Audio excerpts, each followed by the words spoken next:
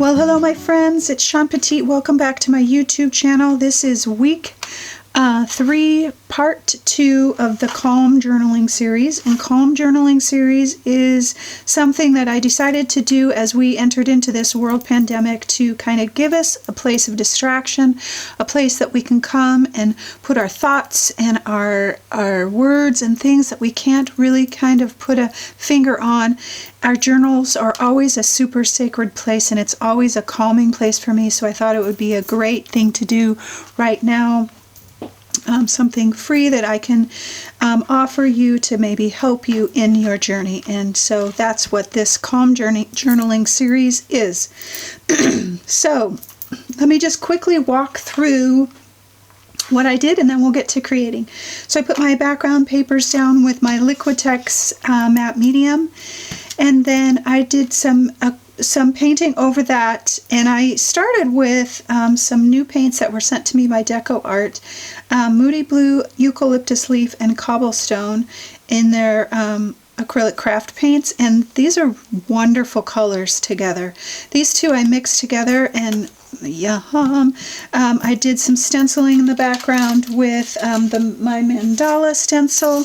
I actually did some reverse stenciling where you pick up the paint through your stencil as kind of the base layers, and then I did some stenciling over the top of that with some super heavy gesso.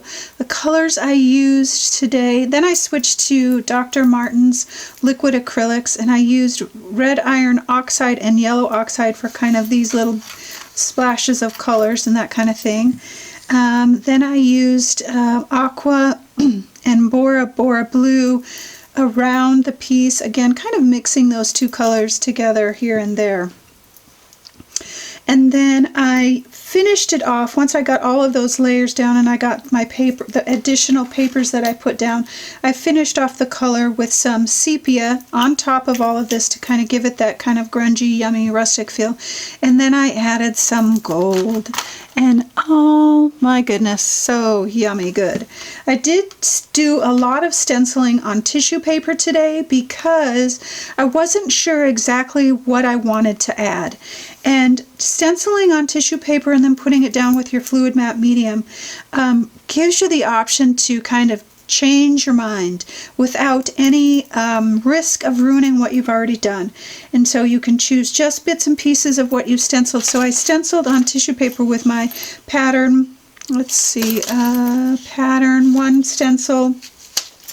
I also stenciled my word on tissue paper because I knew it was going to go up and over kind of the curve here, and it's hard to stencil that way, so I did a lot of tissue paper stenciling, and it's just so easy to work with and put down and still be able to have all your layers show through and not have any risk at ruining anything. You can take it up if you don't like it. I stenciled with my archival ink and my makeup brush, and I did my journaling with my Posca pen, and I did some shading with a charcoal pencil and a black soft pastel. A couple other things I did was I heated up my gesso, my super heavy gesso, after I put it through the stencil, and I heat it up until it bubbles, and it leaves these little bubble marks and wonky kind of images and different things like that, which I personally love. And so that's just one thing that I do that adds just a tiny bit more texture, because who can have enough texture? I don't know. Anyway, that is pretty much the process. My thought behind hope was this kind of neutral space for me of not being fearful, but knowing that everything is going to be okay. And when I think about not being fearful, that's kind of these color choices here. It's very soothing. And I did a couple pages back a water scene, because to me that brings me peace. And so peace and hope kind of run together for me. And so that was kind of the color choices that I chose. And then this gold, that is like the icing on the cake. That is the hope.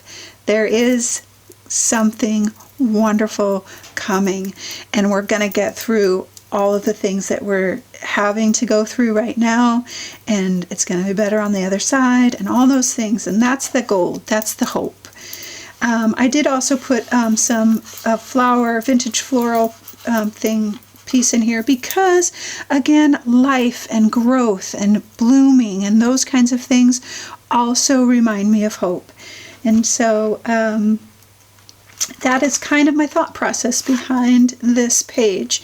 And so I hope it helps you. I hope this series helps you and gives you some distraction and ability to really kind of bring out what's going on in you and around you. And I just hope that it helps in some way.